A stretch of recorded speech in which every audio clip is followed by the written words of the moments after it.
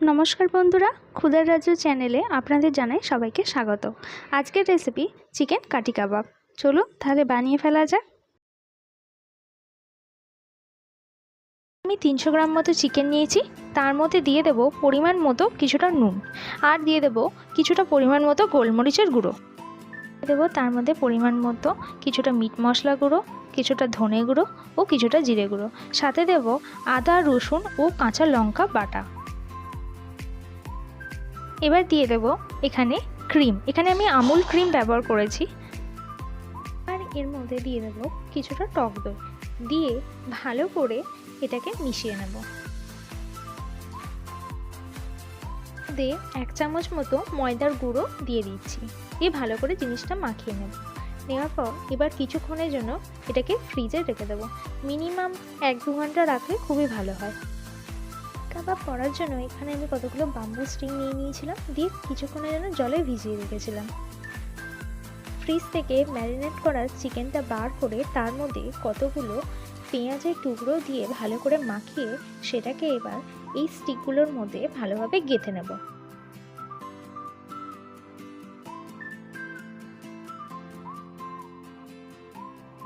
প্রথমটা এইভাবে গেঁথে নিয়েছি, এবার দ্বিতীয়টাও সেমভাবে গেঁথে নিয়ে রেখে দেব।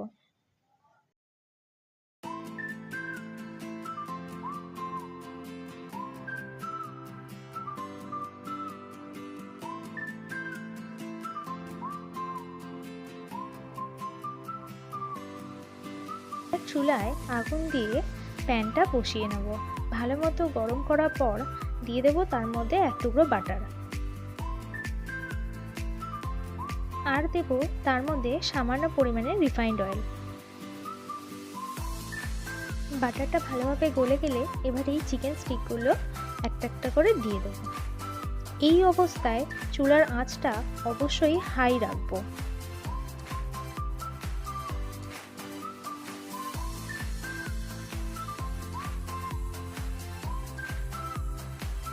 মাঝে মাঝে এইভাবে কাঠিগুলোকে ঘুরিয়ে ঘুরিয়ে এপিট ওপিট করে ভেজে নেব মাংসর টুকরোগুলোকে।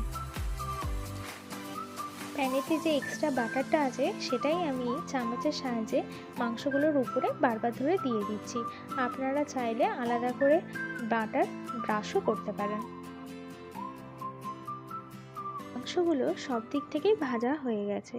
এবার আমি প্যানটাকে কিছুক্ষণের জন্য চাপা দিয়ে দেবো। মাংসটা কিন্তু ভালোভাবে সিদ্ধও হয়ে গেছে। এবার আমি তার জালির সাহায্যে এই মাংসগুলোকে এরকমভাবে পুড়িয়ে নেব।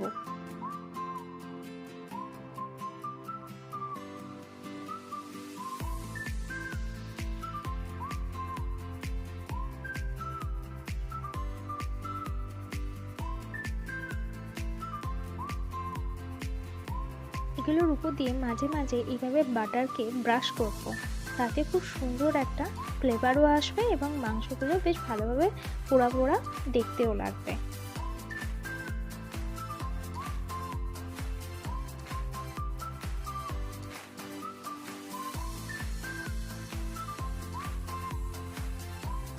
হয়ে গেছে আমাদের চিকেন শিক কাবাব। এবার বাকি দুটোকেও আমরা এভাবে ভেজে নেব।